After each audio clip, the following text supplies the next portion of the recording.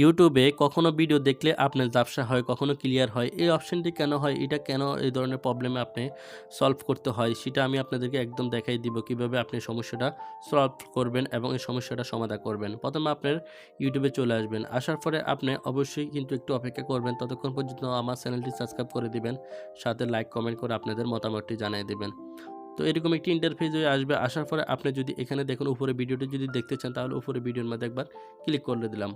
Click করে দেওয়ার পরে কিন্তু এই ভিডিওটাতে বেস্ট অনেকটাই কিন্তু ক্লিয়ার। এখন যদি আপনি যদি ক্লিয়ার ভিডিওটা যদি আরেকটু ঝাপসা করে দেখতে চান, আপনার মোবাইলে এমবিটা আপনি বাঁচাতে চান, তাহলে আপনি কিভাবে বাঁচাবেন আমি আপনাদেরকে সেই অপশনটি দেখাচ্ছি। এখানে সেটিং নামে একটি অপশন আছে আইকন, সেটিংসের উপর একবার ক্লিক করবেন। সেটিংসে ক্লিক করার পরে এখানে দেখতে পারবেন কোয়ালিটি নামে যে অপশনটি আছে এখানে আপনি কোয়ালিটির উপর একবার ক্লিক করবেন।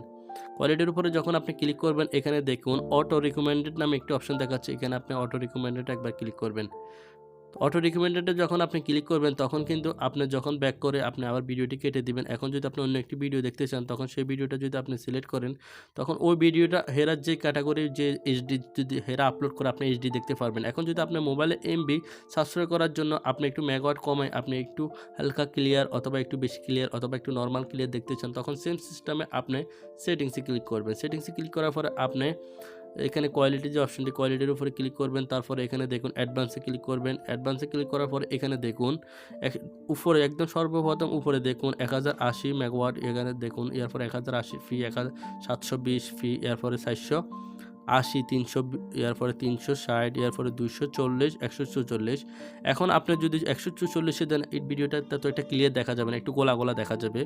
এরপরে দেখুন আপনি 240 এরপর 360 যদি দেন তাহলে মোটামুটিভাবে আপনি ক্লিয়ার দেখতে পারবেন। 360 ভিডিও ভালোভাবে কিন্তু দেখা যায়। তখন কিন্তু আপনি যদি এখন 1080 দেখতে চান তাহলে আপনার কিন্তু প্রচুর এমবি কেটে নেবে।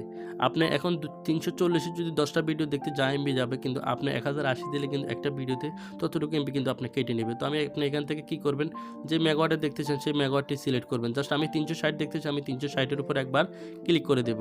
ক্লিক করে দেওয়ার পরে কিন্তু এখন আমি ওপেন করব। ওপেন করার পরে কিন্তু এখন কিন্তু 1 2 3 সেকেন্ড পরে কিন্তু আমার কিন্তু এটা কিন্তু অটোমেটিকলি কিন্তু 360 মেগাওয়াটে কিন্তু এটা দেখাবে। পরিষ্কার থাকলে এটা একটু ঝাপসা হয়ে যাবে, একটু ঝাপসা হলে আপনার মেগাওয়াট চেঞ্জ করলে ক্লিয়ার হয়ে যাবে। আশা করি আপনারা বুঝতে পারছেন। ভিডিওটা যদি আপনাদের কাছে একটু উপকৃত মনে হয় প্লিজ আমার চ্যানেলটি সাবস্ক্রাইব করবেন। ধন্যবাদ। আসসালামু আলাইকুম।